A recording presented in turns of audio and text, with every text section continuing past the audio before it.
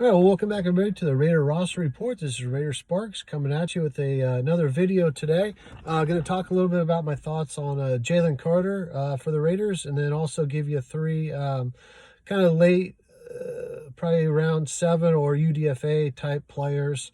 Three of them that I wanted to highlight today. Going to start the draft series soon. The three players I go over are kind of my must-haves for the Raiders. I think they're three players that fit exactly what we're looking for. So just want to give my thoughts on a couple things that are going on lately. Please like, share, subscribe to the video if you like it. Definitely comment. I'd love to hear what Raider Nation has to say. But anyways, yeah, 27 days away till the draft, so definitely looking forward to that. Let's see. So let's get into the Jalen Carter situation. So my thought on it is simple. I think it's his tape doesn't lie. He's probably the best player, if not the second best player in the draft. And it's a position of need for us. Clearly, we need defensive tackle help like no other team.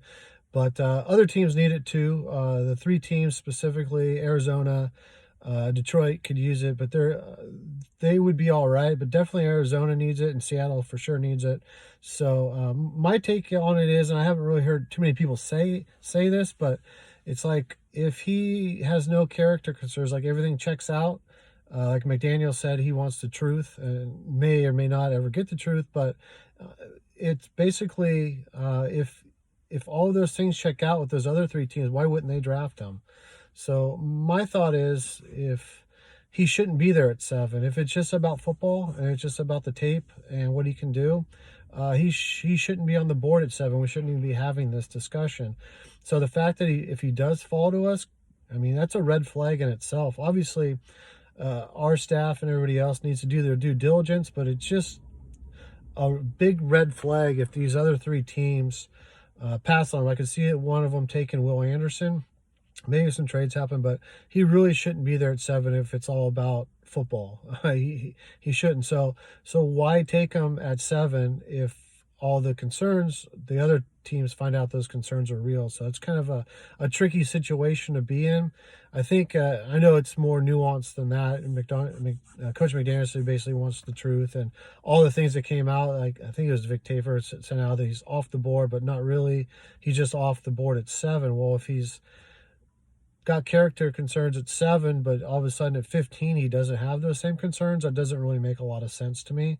So that's kind of what I think about that. Definitely bring him in for the interview, which they have a 30 visit with him. But I'd also bring in a Warren McClendon as well, because he was part of it too. So might as well find out what he has to say. Plus, he's a pretty good prospect in his own right, so somebody they might want to actually talk to as well. So, but I would find out that. But the thing that concerns me the most is why he left the scene. The scariest thing would be if you drafted him surveillance video or phone, video, somebody's cell phone has it, capturing him drinking or smoking or something like that right before. Then that's the fear factor, right? That something like that comes out.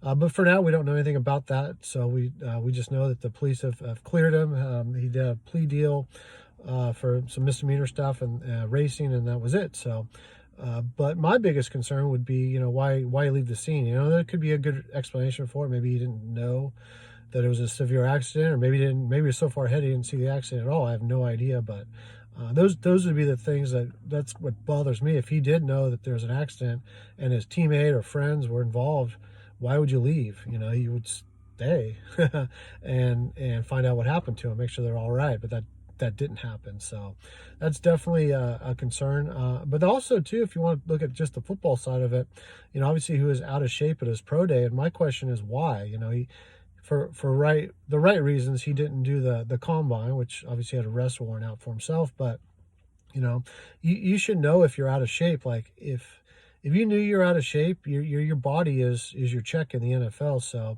you should know the 9 pounds that you put on and that you were out of shape. So why even do the pro day? So those are the questions as far as the decision making to do that. It's like, if you didn't know you're out of shape, then that's a problem in itself. Like, you should know if you're that far out of shape. And if you were that far out of shape, why even do it in the first place? So those are some big questions I have. And, I'm sure the Raiders will do their due diligence, but depending on what those answers are. And then it's also scary if he's there at 7, because those other teams are doing their research as well. But obviously the talent is there. We could certainly use them, but definitely red flags for me.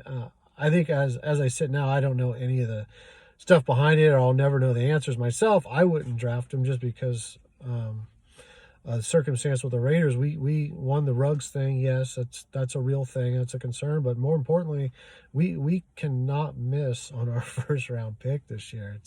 It's gotten to the point where we're terrible in the first round. Obviously, we all know that as Raider fans. So, but let me know what you guys think. Would you take Jalen Carter if he was there at 7? And if he's not at 7, I mean, why take him a little later? I mean, you're going to drop down to 10 and take him then. All of a sudden, the concerns go away. That really doesn't make a whole lot of sense to me. Either he has the concerns or he doesn't. And if he doesn't have the concerns, and you'd have to really understand why he fell. Maybe 4 quarterbacks went, Will Anderson went, and then Gonzalez went, something like that, or Tyree Wilson. Then that could make some sense. But if it's just football, then no. So anyways, I'd like to know your thoughts on that. And then I wanted to get in 3 must-have for the Raiders, either 7th round or UDFA picks. Probably one of them would be 7th round. Probably 2 of them are UDFA. But the first is Jason Taylor, the second out of Oklahoma State. I've talked about him a few times. I think he's a fantastic player, would be a great addition to our safety core. 5'11" and some change, 204. He was 4th in the nation in solo tackles with 80, which is fantastic. 6 interceptions as well. I think he had, let's see here, he had 13 PBUs as well last year. So great ball skills is exactly the player we need. I was watching the NFL PA Bowl. Quindell Johnson out of Memphis. There was kind of some talk about him. The Raiders interested, so I was kind of watching him. And then all of a sudden, out of nowhere, his touchdown play was happening. And out of nowhere, Jason Taylor second came flying in and made not only did he make the hit, but he caused the fumble to save the touchdown. And I was like, wow, that was impressive. And then he got the invite to the Senior Bowl, which was cool. He's the one that got the invite to the Senior Bowl for the safety group there. And they played him at linebacker, like every down linebacker. And so he didn't look great doing that, but I wouldn't have him do that. I'd have him play safety, guard tight ends, which he's good at, and then play dime linebacker. And so Champ Kelly talked about drafting players that are dogs, that have that fight in them, and he certainly has that, but also for a specific role. And I think we are looking for a dime-type linebacker, and he would certainly fill that role as well. So that's the reason I really like Jason Taylor II. He checks all the boxes to me athletically. I mean, he was fantastic at the combine. He ran a 4.5, which is good for a safety. He had a 43-inch vert, which is fantastic. And then I think he had a 10.9 broad jump too. So, and a 1.52 10-yard split. So very, very cool. Somebody that we definitely, this is, when I fill out my mock draft, I'm going to work my way up since depth seems to be the thing. I thought I'd start low in the draft. This is definitely a player that I'd like to see the Raiders get. I'm pretty sure he's going to have to be drafted. But anyways, let me know what you guys think about Jason Taylor II. Definitely think he fills a major role for us. The next one I really like is Taylor Grimes out of UIW. University Incarnate Ward. He's a slot receiver. He's your Wes Welker, your Edelman, Amendola, Renfro, except when he gets hit, he doesn't look like he's going to get concussed or fumble. He's got a good body type, great hands catcher, just that receiver, right? At the NFL PA Bowl, he was unguardable. So the last 2 seasons, he's had over 80 receptions in both seasons, over 1,100 yards in both seasons. In both seasons, last 2 seasons, he's had 15 touchdowns in each of the years. So, and the Raiders were at his pro day as well. So I think if the thought is moving on from Renfro, or just getting him as a UDFA to back up Renfro, I think it would be a great pickup for us. I don't have his pro day stats. I haven't been able to find him yet, but it's one of those guys you don't really care what his pro day stats are, honestly. If you just watch the NFL PA Bowl, this dude was absolutely wide open the entire game. Nobody could guard him, and he's exactly the type of receiver that we've seen New England have so much success with. I think he's somebody that can really come in and contribute for us. And then the final guy I have for you, the guy I'd like to get, is Jovaughn Gwyn out of South Carolina State. He's a guard/center. I know he's working on a center, but right guard, left guard, doesn't matter. I know he's at the NFL PA Bowl, then he got promoted up to the Senior Bowl as well. And his 40 was good. It was like 5.12. Some of his lateral movement skills weren't as good, but he's like a bowling ball. He's a typical New England style guard, right? Stocky, well built. He had 34 on the bench press, so he's super strong, and it showed up at the Senior Bowl. When he was in the game, he was hands down the best offensive lineman in the game. He played left guard and right guard in the game, and he just moved people off the ball. And I know in the practices he was practicing at center, and he's got a little bit of center, not a lot, but that's probably his spot maybe in the NFL. But if we're looking for a backup center or somebody to come in and compete for a guard spot, specifically, we're going to move Parham to center. He would be a perfect left guard because I kind of think the Raiders are trying to do a line where it's smaller, athletic on the left side. So Colton Mills is very athletic, and then a guard, we got Dylan Parham there.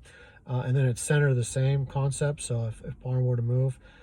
And I think on the right side, we're trying to go heavy. So, you know, Illuminor, Maffey, Mumford, those guys on the right side to go sort of heavy on the right, athletic on the left. And he's athletic enough. He has a straight line speed.